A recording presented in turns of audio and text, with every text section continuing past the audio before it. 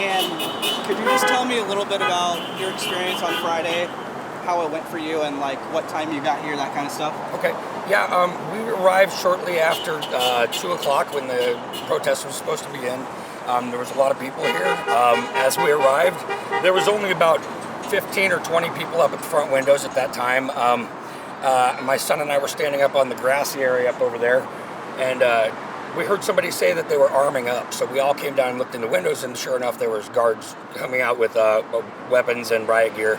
And so the people started getting angry because 2 days prior they'd been flashbanged in their peaceful protests. So I think Eugene's got fed up with people not being able to protest peacefully and decided that they were gonna, let federal government know they're not gonna be bullied. Yeah. Could you walk me through what happened before you took that video? How you got to the broken glass, that kind of thing, and then putting your phone. And did you put was it just your phone through the glass? Just the phone. Yeah. Okay. Yeah. So my son and I were standing along a back wall, and we had some people with megaphones, and the people were getting angry as they saw that they were bringing out more officers with SWAT and riot gear. And eventually somebody was kicking one of the windows, and it broke, and I saw a bunch of people run. And my son and I went over to look and see what happened, why they ran, saw the hole. And since everybody filming couldn't get good video of these guys with the mirror finish on the glass, I stuck my phone camera through there so they could see that what we're standing up against and why they came out against us this way.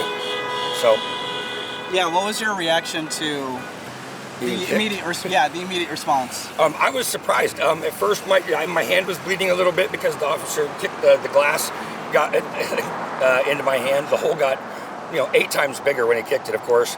And then, of course, we had a few community activists came over and put their little shields down that they had brought to make sure that they weren't going to throw out the tear gas canisters that they had in their hands. So, yeah. Did you expect like a violent kind of approach for? Not in Eugene. I was not expecting it, but understandably, with what's been happening as we've been trying to protest peacefully, we have an administration that wants to invoke the Insurrection Act, and they'll do anything they can to rile the people up and make them look like the bad ones so that Trump can parade the military through our streets. Eugene and America's not going to have any of that. There's a lot of video out there of the person breaking the window, and from certain angles it's unclear if protesters broke it or agents broke it. In your experience, what did you see? I heard a bang, and I heard people running away, and then I saw a hole with glass on the ground outside, not inside. So, what does that tell you? A lot of local leaders, our politicians, have been calling for peaceful protest and not take the bait. What is your reaction to that, and what do you say to the people who are provoking or trying to instigate, further? I would say to people that we need to remain calm and remember that this is our community, but don't be intimidated by the federal government. We elected them to represent us, not the other way around. And if they need to be reminded of that, we have the right to bear arms against an unjust and overreaching government. So,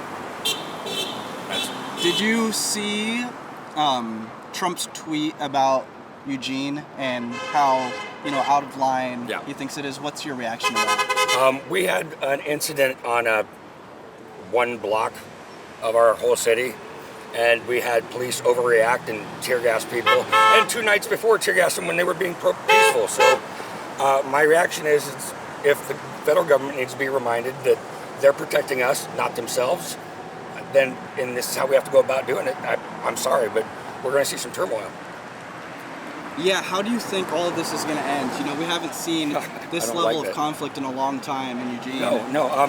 If you look at American history, about every 80 years, it seems, we have to be reminded of where the fascists are. And the people have to stand up, and it just takes long enough for the last generation to die before we have to remind them again. So. And what is your wanting? I assume you want a conclusion to all this. Yeah, I would like for the government to step back from trying to instigate insurrection in the blue states, because that's all he wants. Is if he gets the Insurrection Act, he gets absolute power, and that's all he's been seeking. So I know this isn't camera friendly, but fuck Trump, man. I want that guy gone. And when he passes, this will all be okay again, and I just want my city to be safe until then. How long do you think people are going to be out here and reminding them that message? As often as we can. You saw this happened on Friday. We already had this protest set up again for Monday, and you can see that people are already starting to come out. I don't know how many people will end up here today, but we'll see. I think we'll end up keeping it peaceful again. Maybe they got out of their systems a little bit, but the people are angry and they're unsatisfied with what's happening in our administration.